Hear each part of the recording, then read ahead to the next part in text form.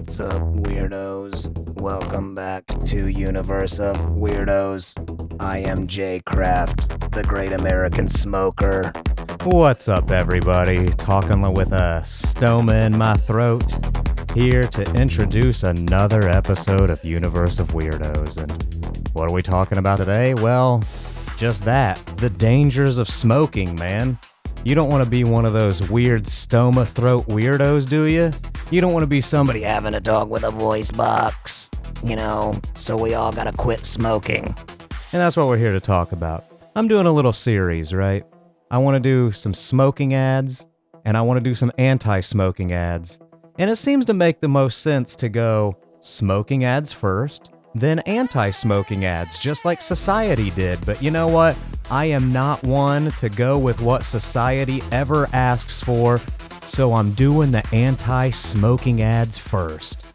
I hope that you're excited. I hope that's acceptable for you, because the next episode is going to be pro-smoking ads, so I don't know about that one. But I used to smoke cigarettes. That's what we're talking about, smoking cigarettes, not anything else. We're not going to talk about smoking crack or smoking weed or smoking meth. We're just talking about smoking good old tobacco cigarettes. And I used to smoke. I used to be a pretty decent smoker. I wasn't so much like, I would say I went through maybe a pack every couple of days. I always bought 2 packs at once. And I would, they were different flavored cigarettes, so I would like switch between the two. And I eventually quit when I took a flight. I believe it was 2006. I want to say maybe 2006. I took a flight, and on the flight, you could bring your cigarettes with you, but you weren't allowed to bring a lighter with you. And this was like a 12-hour flight. I had a layover somewhere for like a few hours. And on my layover, I was like, I'll just grab a lighter from somewhere, sneak outside and grab a smoke. Nothing in the airport was open for me to get a lighter from, so I couldn't do that. And then when I finally got to Los Angeles, which is my final destination, I again couldn't find a place in the airport that had a lighter, even though I had like half a pack of cigarettes. And I got so annoyed at it that while I was waiting for my ride to pull up out front, I just kind of crushed the cigarettes in my hand and just kind of threw them out into the street where all of the cabs pick up. And I never smoked ever again after that. That was the last cigarette that I ever had was when I was sitting in my car outside of the Indianapolis airport, having my final smoke before I took this trip to Los Angeles, and never smoked again after that. I mean, yeah, I vaped. I've definitely used the vape. Nicotine's a hell of a thing to quit. So, like I had some gum. I never used the patches, but I've used the gum. I've used the vapes. I used the vapes for way longer than I should, but whatever. It helps. It helps, right? I think it's a good thing to stop smoking. I think it's, at least for me anyways, I can breathe a lot better. I actually smell things when I used to not be able to. And also, people kind of get annoyed with you when you smoke, right? Because you're always like blowing the cigarette smoke in their face. They're always getting a little bit annoyed, but it's all right.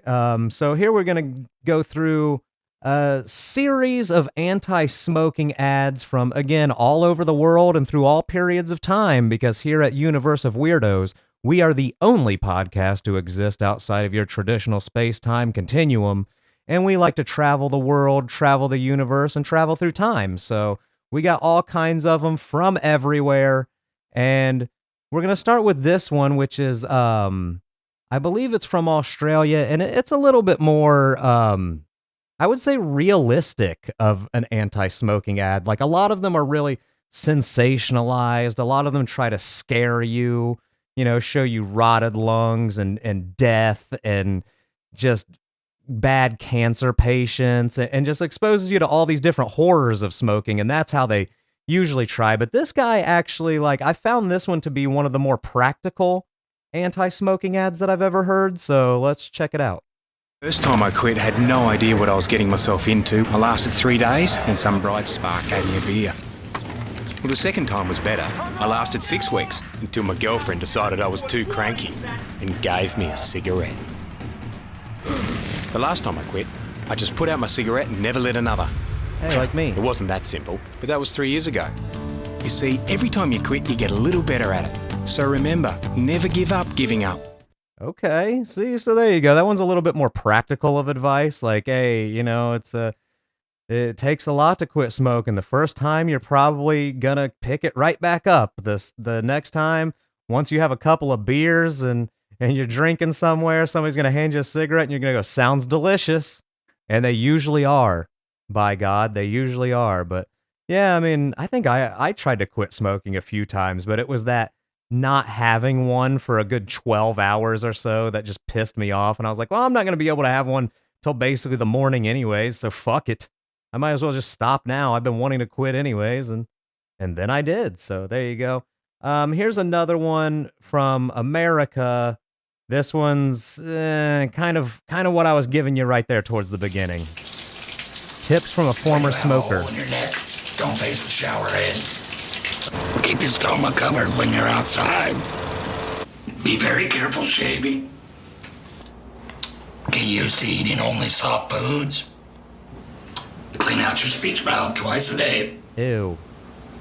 That's so gross, dude. And it's showing him like taking a fucking like some sort of like little brush to his hole in his throat. Oh God. Like that should be enough to get people to quit smoking. Seeing somebody have to hold the hole in their throat in order to just be able to speak.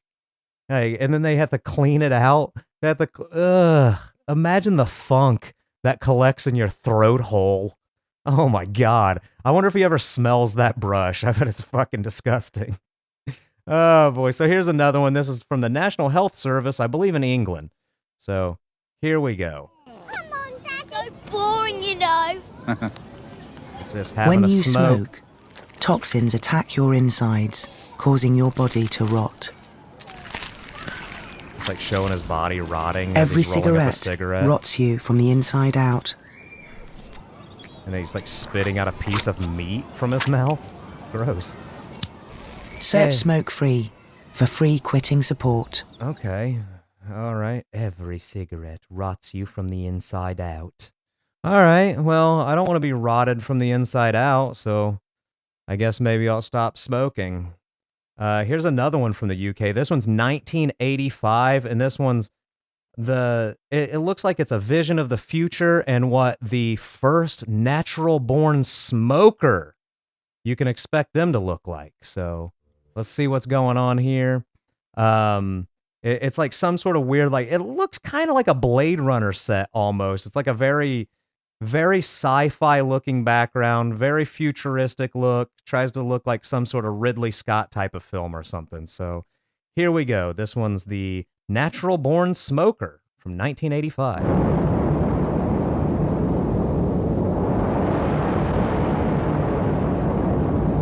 Just watching The flying first cars. natural-born smoker will have a larger nose to filter out impurities.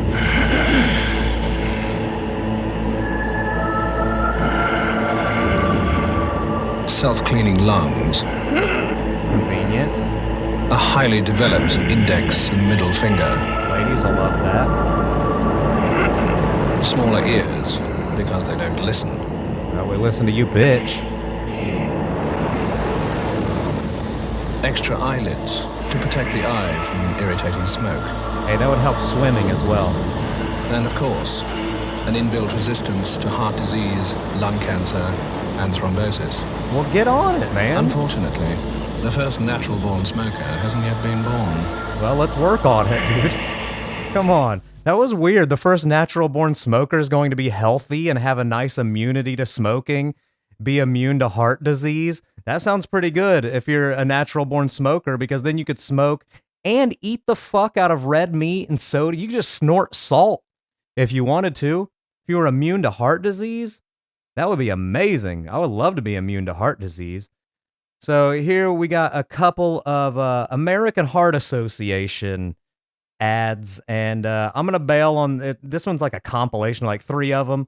And I'm going to bail on the third one because it's just a bunch of kid watching his dad do a bunch of stuff. And Well, there's no audio element, just a kid watching his dad doing stuff and then imitating him and then deciding, well, since my dad smokes, I'm going to smoke, which is, generic. So let's see what else is going on. Ed Smith, home after another day of stress. So his wife serves him foods like creamed soup, juicy roast beef, gravy, and desserts. It's a good wife. Then she lights his cigarette and he's all set.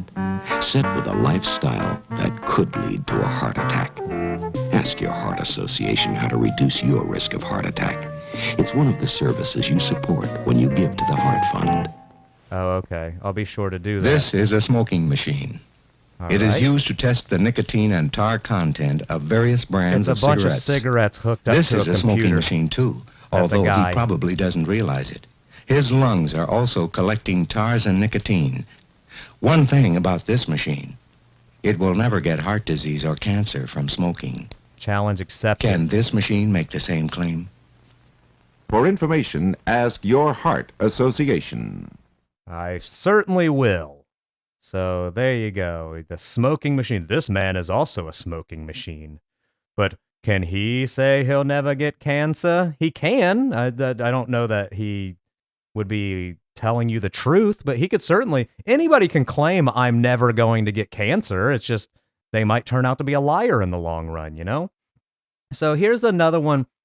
1960 anti-smoking ad, which is pretty cool because during the 60s, that's when they gave you all the pro-smoking ads. The doctors recommend Camels. This is Marlboro country. And I think that's what this one's playing off of, is the Marlboro country thing. Because this one, it's a cartoon, and it's a cartoon cigarette that's riding on horseback and I guess killing all of the other cowboys that are on horseback. This one's Johnny Smoke.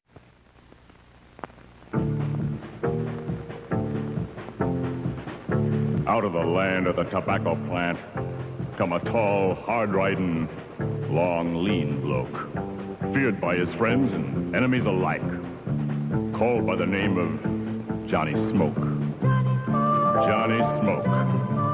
Johnny Smoke. Where are you heading, Johnny Smoke?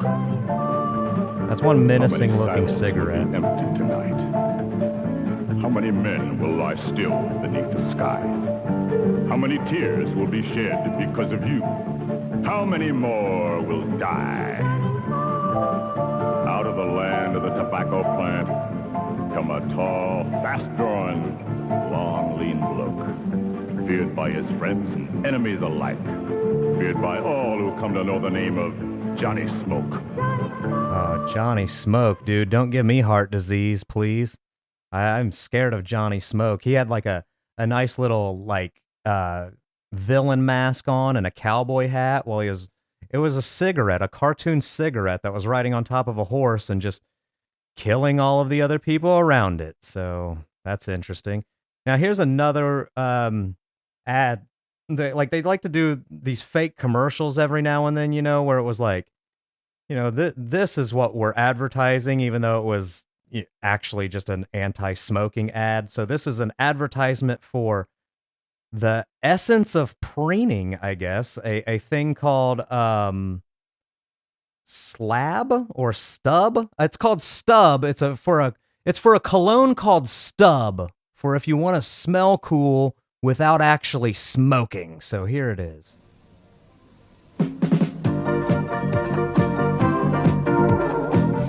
Want to stand out from the crowd without having to smoke? No, I want to smoke because it's cool. Is the thing. Hundreds of dead ends go into each bottle for that unique aroma of stale cigarettes. One splash and you'll smell like a 20-a-day man. Nice. Remember, when you smell of Stub, you'll never have problems with girls again. Stub turns you green and succeed. Okay, so yeah, that's cool. Let me get some Stub. I need a nice bottle of Stub so I can put it on myself to smell like I smoke 20 cigarettes a day, and hopefully that'll attract the broads. I don't know. There are probably ladies out there that like the smell of cigarettes. I mean, I'm not saying it's something that's attractive. You're going to be picking up a lot of ladies if you walk around smelling like smoke, but there's some out there that don't mind it. I'm almost positive, because Well, I don't know. Ladies ain't that shallow, really. You can see some ugly ass dudes with some pretty decent looking women, so I don't know. That one didn't seem to work too well for me because it's like, oh, ladies aren't going to like you if you smoke. But it's like, if I'm watching that as a smoker and I'm somebody who can get ladies, I know that they're full of shit. So I don't know. It seems like so far the most effective one to me is old Stoma guy. You have to clean out your neck hole once every 3 days. I don't know. It's fucking weird. So here's a weird one. Here's Tobacco companies show you images of what life would be like if you smoke. They tell you tough, hard-working people smoke their cigarettes. That you look cool, hip, rebellious. That smoking makes you independent, beautiful, and mysterious. But the reality is that you can end up looking like this. Yeah, but what are the chances that I might end up looking glamorous and cool and like a rock star? Though, maybe I'll take those chances, sir. I don't know. Maybe I don't want to stand up to cancer. Maybe I just want to smoke. I don't know.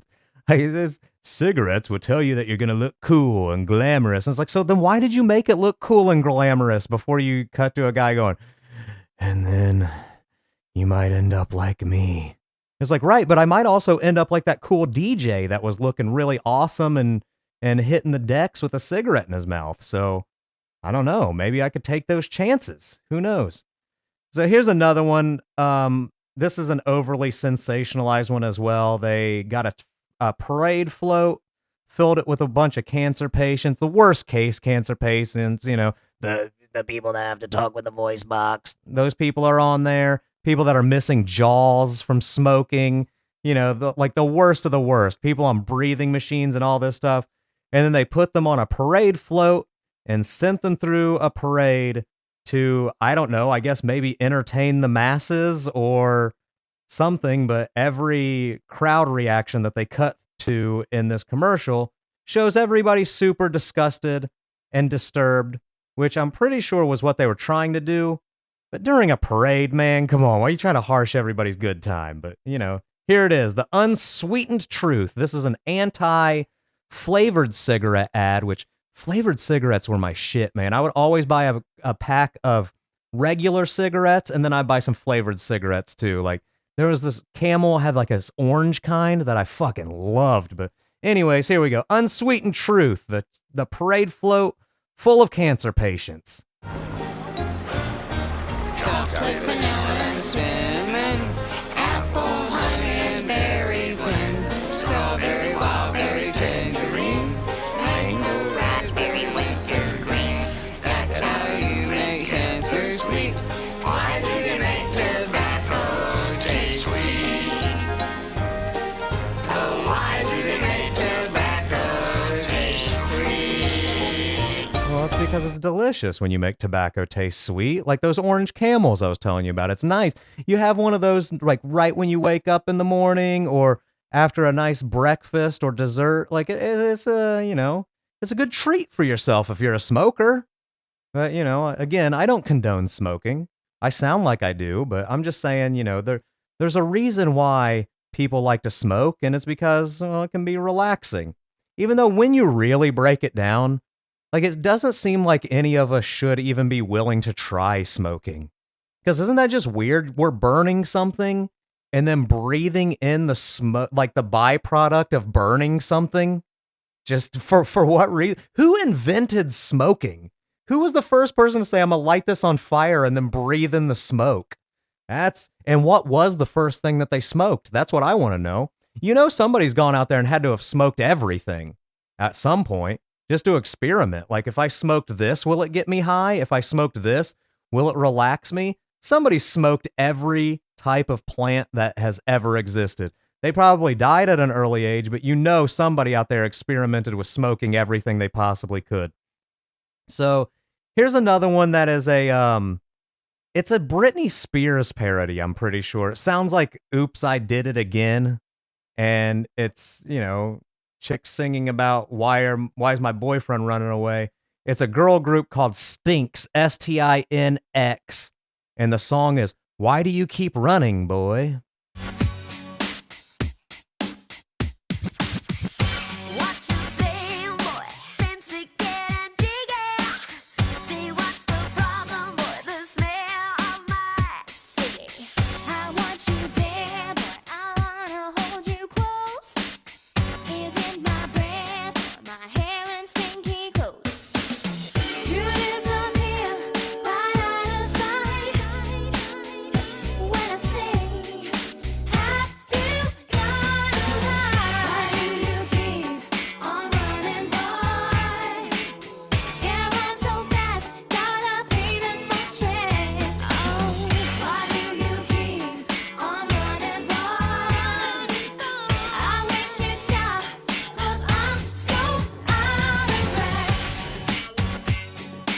Okay. Stop running, boy, because I can't breathe because I smoke. I guess that was more of hit me, baby, one more time instead of oops, I did it again, wasn't it? But regardless, it was a Britney Spears parody of why are you running away from me, boy, just because I'm a smoker and my clothes stink? Well, I'm going to guess there are guys out there that don't like a girl that smokes, that won't be with a woman that smokes. But these were all very attractive women. I couldn't see those frat boy douches that they were chasing being like, yeah, but she smokes cigarettes, so I don't want to have sex with her and then never talk to her again. Doesn't seem to make much sense. And also, like, you know, I could see it being a problem. Hey, I don't like smokers. I don't want to date smokers. I'm not a smoker, so I don't want to date a smoker. But my wife smokes, and I'm a former smoker. It doesn't bother me at all. Like, I don't know, my stinky clothes, they're not stinky. They just smell like cigarette smoke. And then if you're using perfume, like ladies tend to do, it kind of covers that up. So I don't really see much of a reason why those guys should have turned you down. It was probably because you were annoying and you were ripping off of Britney Spears. That's what I'm guessing is the reason why they were running away from you. Why you running, boy? Because you're weird and you're trying to put me in an anti-smoking ad and I want nothing to do with it. So I'm going to get out of here and go someplace where I can drink and smoke and be happy. So my final one that I have before I get out of here, it's another song. It's another parody song.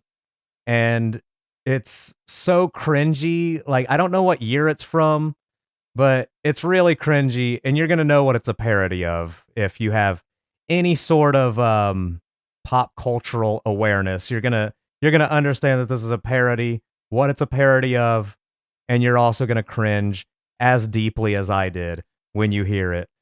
Cause God, like they really didn't know how to make good anti-smoking ads. So here we go. Here's the story of a chain-smoking lady who smoked around her 3 lovely little girls. All of them had clothes that smelled just like their mothers, the youngest one asthmatic. Here's the story of a man who smoked daily, that was busy with 3 packs of his own. His oldest son showed early signs of heart disease because Dad smoked at home. One day this lady bummed a smoke of this fellow. Kids shared a risk of disease with their folks because this group would somehow form a family. And that's the way they became affected by secondhand smoke. Secondhand smoke, secondhand smoke. That's the way they became affected by secondhand smoke. Wow, holy shoehorn, ladies and gentlemen. They really forced the lyrics into that one, huh? Affected by secondhand smoke. Like, wow, that really flows. That flows so very well. But those are your anti-smoking ads.